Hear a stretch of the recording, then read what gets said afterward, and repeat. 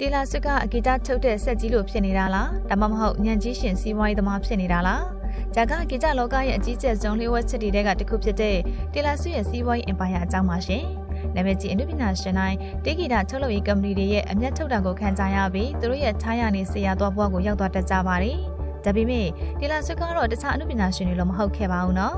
တေဂီတာထုတ်လုပ်ရေးတွေကိုထင်မှတ်ထားတဲ့နည်းလမ်းတွေနဲ့ပုံကန်ပြီးတော့အနုပညာလောကကအနိုင်ကျင့်မှုတွေကိုဖော်ထုတ်ခဲ့ပါတယ်ဒီလောက်ရတဲ့နောက်မှာတော့သူမကတကယ်ပဲဂီတကိုချစ်မြတ်နိုးတဲ့အနုပညာရှင်လားဂီတကိုခုတုံးလုပ်ပြီးစီးပွားရှာနေတဲ့ညံကြီးရှင်လားဆိုတာသိရဖို့အတွက်ဗီဒီယိုလေးကိုဆက်ပြီးတော့ကြည့်လိုက်ကြရအောင်ပါရှင်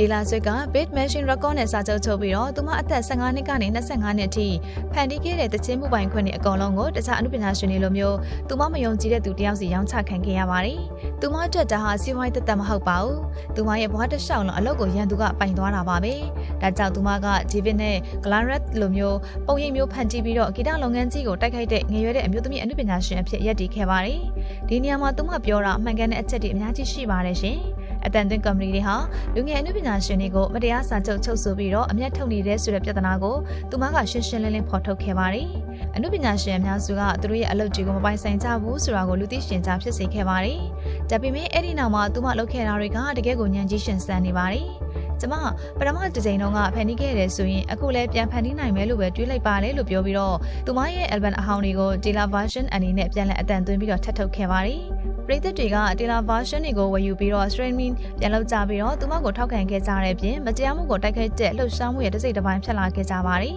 ။ဒါကအောင်မြင်မှုသက်သက်မဟုတ်ပါဘူးရှင်။ဒါဟာစီးပွားရေးဗျူဟာမှာအစစ်မြစ်တင်တက်ထားတဲ့သူတယောက်လိုပါပဲ။တူညီတဲ့သချင်းတွေကိုနှစ်ခါရောင်းချခဲ့ပေမဲ့သူမရဲ့ပရိသတ်တွေကသချင်းတွေကိုအရင်ကဈေးအတိုင်းပြန်ပြီးတော့ဝယ်ယူပေးခဲ့ပါတယ်။မွေး album အတွက်အရေးသွေးမမီလို့ခြံထားခဲ့တဲ့သချင်းတွေကိုလျှို့ဝှက်သဲလွန်စားတွေအဖြစ်ပြန်လည်ထုတ်ခဲ့ပါတယ်။ album တစ်ခုတည်းကို V9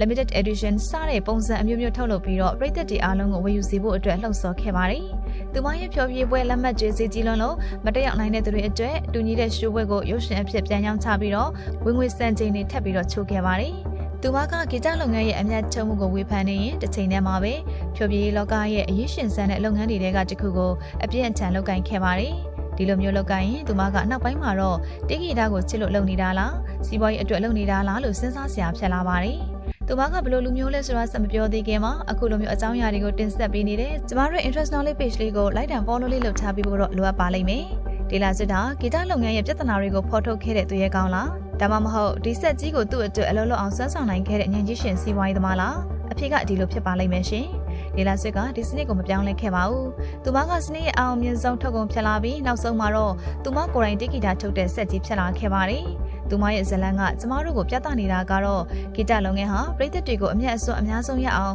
အမျက်ထုတ်ရမှာအမခန်းကောင်းတဲ့ဆက်ကြီးတစ်ခုဖြစ်နေတော့မှာပဲ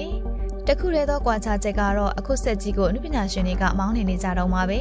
ဒီလာဆွေရဲ့အောင်မြင်မှုကတော့မငြင်းနိုင်ပါဘူးဒါပေမဲ့သူမရဲ့ဇလန်းကကျမတို့ဟာအနုပညာတန်ဖိုးကိုပို့ပြီးတော့တန်ဖိုးထားနေသလားဒါမှမဟုတ်စီးပွားရေးစွမ်းရည်နဲ့ဈေးကွက်ရှာဖွေမှုတွေကိုပို့ပြီးတော့တန်ဖိုးထားနေသလားဆိုတဲ့မိကွန်းတွေကိုပြန်လည်ပြီးတော့မိကွန်းထုတ်စေပါတယ်